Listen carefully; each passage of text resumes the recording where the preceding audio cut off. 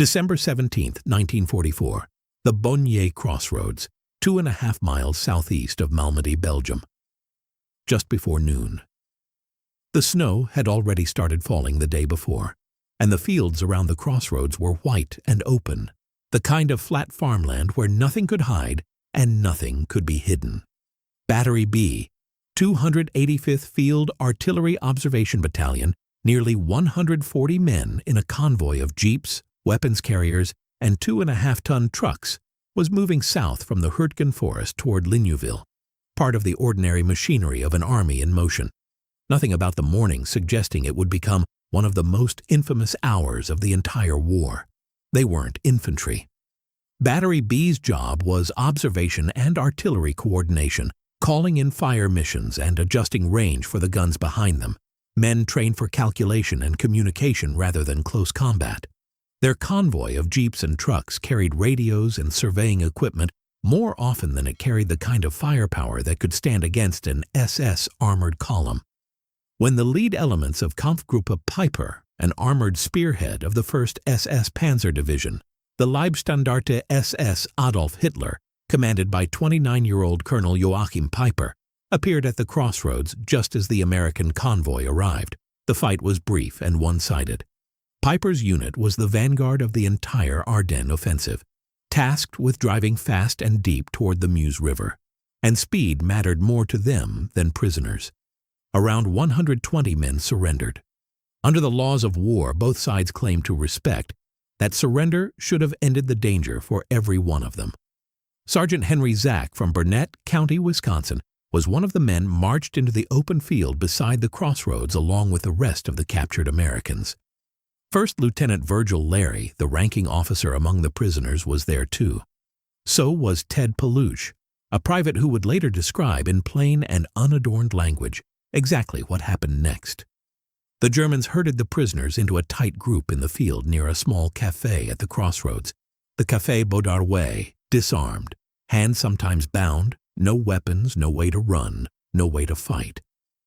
For a few minutes nothing happened. Then a shot rang out from somewhere in the German column, and machine guns opened up directly into the crowd. Men fell where they stood, some killed instantly, many only wounded, dropping into the snow among the dead and trying, in the chaos of the first seconds, to understand what was happening to them. The firing lasted only a few minutes, but a few minutes of concentrated machine gun fire into a packed group of 120 disarmed men was enough to leave most of the field either dead or dying by the time it stopped. What came next was worse than the initial burst of fire. SS soldiers walked out into the field afterward, moving methodically among the bodies, and shot anyone still showing signs of life. A bullet to the head, close range, deliberate, unhurried. The kind of pace that only comes from men who have decided in advance exactly what they're going to do and feel no urgency about finishing it. Zach was hit and went down, bleeding heavily, and made the decision that would save his life. He stopped moving entirely, forced his breathing shallow, and waited, listening to boots moving through the snow around him, and gunshots getting closer and then further away as the Germans worked their way across the field. Palouche did the same, lying still among men he'd been talking to minutes earlier, some of them now dead beside him, some of them wounded and groaning until a shot silenced them too. Around them, men who groaned or twitched or tried to crawl away were found and finished. The Germans weren't in a hurry. They walked the field checking their work with the same unhurried thoroughness of men completing a task they considered routine. Not everyone stayed still. When the bulk of the German column eventually moved on, some of the survivors who'd been playing dead in the snow, bodies stacked against bodies, blood freezing in the cold, waited until they judged it safe, then ran, scattering into the tree line and toward the American lines near Malmedy. Palouche made it. So did 3 other men from his group, Dimitrovich, Billow, and Schmidt, all reaching friendly positions within hours, half crawling and half running through terrain neither side fully controlled. Zach, badly wounded, was found and evacuated, given plasma cut with water because whole blood wasn't available that far forward, and told by a doctor that whatever came next in the war, it wouldn't include him. 84 Americans didn't get up from that field at all. If you want to hear the stories that show you exactly what this war demanded of the men who lived through its worst hours, not just the battles, but what happened in the moments after the fighting stopped, subscribe.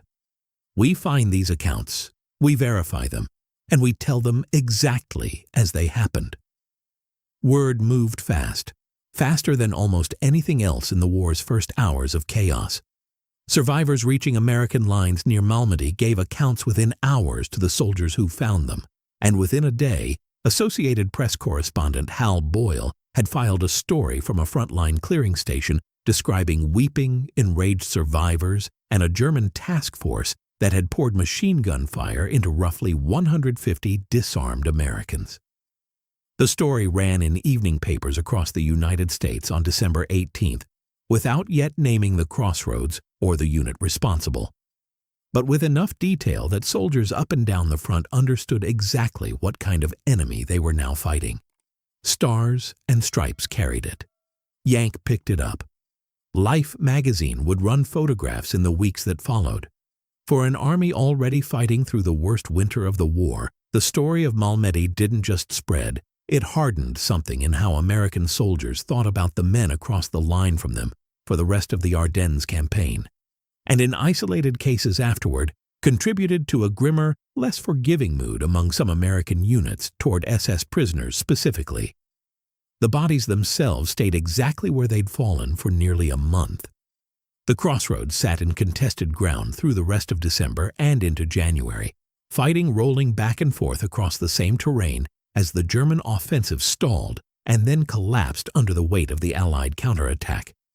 On December 30th, soldiers of the 30th Infantry Division moving through the area noticed unusual uneven humps beneath the snow near the crossroads, shapes that didn't match the landscape, subtle enough that it took a trained eye to recognize what they were actually looking at. It wasn't until the second week of January, once the ground was firmly back in American hands, that a graves registration unit was finally able to begin recovering the dead. It took 2 full days, working through frozen ground and frozen bodies, using dog tags and careful documentation to identify and remove all 84 men. 71 of them were found within a couple hundred yards of the cafe, where they'd been herded together, hands and ankles still bound in some cases, exactly as the survivors had described weeks earlier. Proof in the ground itself that the accounts given by frightened, exhausted men in a clearing station hadn't been exaggerated by shock or fear. What the recovery teams documented that January became the foundation of a case that would take another year and a half to bring to trial. The investigation into Malmedy expanded well beyond the crossroads itself. Kampfgruppe Peiper was linked to killings of American prisoners and Belgian civilians across a dozen towns and villages during its advance through the Ardennes, in places with names that would become part of the same indictment: Honsfeld, Bullingen, Ligneville, Stoumont, La Glaise, Stavelot. More than 300 POWs and roughly 100 Belgian civilians in total, a pattern that made clear Malmedy wasn't an isolated breakdown of discipline, but part of something closer to standard practice for this particular unit during this particular offensive. Investigators spent months tracing individual defendants to individual killings, cross-referencing testimony matching names on capture rosters against names given by survivors who had watched specific men pull specific triggers. Lieutenant Colonel Burton F. Ellis was assigned as chief prosecutor, tasked with building a case not just around 84 names at one crossroads, but around an entire campaign of killing that stretched across the whole of Peiper's advance. Ellis and his investigators spent more than a year assembling the case. Survivor testimony, forensic evidence from the recovery, and nearly 100 sworn statements connecting individual members of Kampfgruppe Peiper to specific killings. He understood going in that the defense would argue exactly what defense attorneys in every atrocity case argue, that these men had only followed orders or hadn't personally pulled a trigger, or that the chaos of combat made individual responsibility impossible to establish months and years after the fact. Ellis built his case around a different argument entirely: that the killings at Malmedy and across the Ardennes weren't chaos at all, but premeditated, following a pattern consistent enough across a dozen separate locations that it could only reflect deliberate policy handed down through the chain of command, not a series of unrelated individual failures. "Get me every name attached to every location," he reportedly told his staff early in the investigation. "If this was an order, I want to be able to prove it was an order, not an accident that happened to repeat itself a dozen times." On May 16, 1946, the trial opened at Dachau, Germany, before a military government court of 8 American officers convened by Headquarters, U.S. Third Army. 74 members of Kampfgruppe Peiper stood accused, Peiper himself among them, facing a courtroom that would hear testimony for the next 2 months. Lieutenant Larry, who had stood in that field and watched 84 of his fellow soldiers die around him, testified for the prosecution, describing the machine gun fire and the methodical executions that followed it in the same unadorned detail he'd have given any after-action report. So did Homer Ford, a former military policeman among the captured men, who described in detail the systematic execution of the wounded, the walking, the checking, the single shots to men who were already dying, men he had lain beside and listened to being killed one at a time. Belgian civilians who had witnessed related killings in their own villages during the German advance took the stand as well, adding names and locations to a pattern the prosecution had spent a year and a half assembling. Ellis laid the case out methodically, town by town, body by body, building toward the same conclusion in every instance. This had not been the fog of war. It had been a decision, repeated deliberately, across an entire operation, executed by men who understood exactly what they were doing at every single location on the list. The defense, led by Colonel Willis Everett, argued that the killings were the tragic byproduct of a chaotic battlefield, that individual soldiers couldn't fairly be held responsible for actions taken under orders or amid the confusion of combat. The court, after 2 months weighing testimony from both sides, was not persuaded. On July 16, 1946, the verdict came down. Of the 73 defendants who reached judgment, all but 1 were found guilty in some degree. 43 were sentenced to death by hanging, including Peiper. The rest received sentences ranging from 10 years to life in prison. It was, by any measure, one of the most severe verdicts delivered against Waffen-SS defendants in the entire post-war tribunal system, a court that had heard, in exhaustive detail, exactly what those 84 men in the snow at Baugny had endured, and answered it without softening a single sentence. The story of what happened after the verdict is more complicated than the trial itself, and worth telling honestly. In the years that followed, several of the convicted men alleged that confessions used against them had been obtained through coercive interrogation tactics, mock trials staged to pressure statements, threats, and physical mistreatment during the investigation phase. The claims triggered a formal United States Senate investigation in 1949, chaired by Senator Raymond Baldwin, at a moment when Cold War politics were already reshaping how America viewed its former enemies in occupied Germany. The subcommittee ultimately rejected the most serious allegations of torture and starvation, but procedural doubts about the investigation were enough that death sentences were commuted one by one over the following years.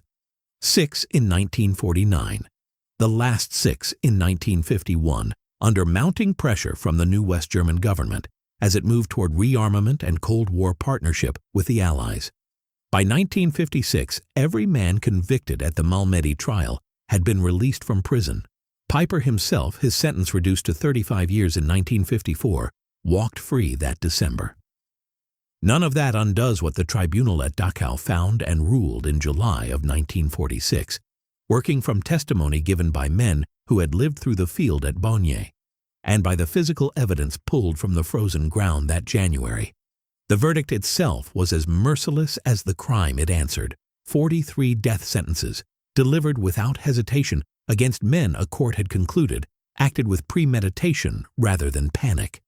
What happened to those sentences afterward belonged to a different era entirely, one shaped by geopolitics that had nothing to do with what took place in that snow-covered field, and everything to do with what the world needed from West Germany a decade later.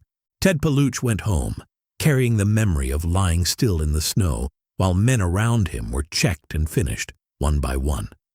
Sergeant Zach went home too, carrying the wound and the memory of a doctor telling him his war had ended in that field near Malmedy, still able decades later to describe with precision the exact moment he decided to stop moving and let the SS believe he was already dead. A memorial stands today at the WWII crossroads, the names of the 84 dead inscribed along its wall in the same open field where they were marched, disarmed, and left in the snow. Visitors can stand at almost the exact spot where Battery B's convoy was overtaken, where a routine movement south turned, in the space of a few minutes, into the largest single massacre of American troops in the European theater of the war. Most of the men who survived by playing dead that afternoon rarely spoke publicly about it for the rest of their lives. When they did, decades later, their accounts matched almost exactly what the court had heard in 1946, the same details, the same sequence, the same quiet, methodical horror of men walking a field checking for anyone still breathing. It was, several of them said in later years, the single fact they wanted remembered above all the arguments and appeals that came after. They hadn't imagined it, hadn't exaggerated it, and hadn't needed a court's verdict to know exactly what had happened to them and to the men lying beside them in that field. By the time historians and journalists came looking for first-hand accounts in the final years, these survivors were alive to give them. There were only a handful left who could still describe it in their own words, and each of them insisted, without exception, on the same basic truth the court had reached in July of 1946. It had been deliberate, and it had been merciless, whatever happened to the sentences afterward.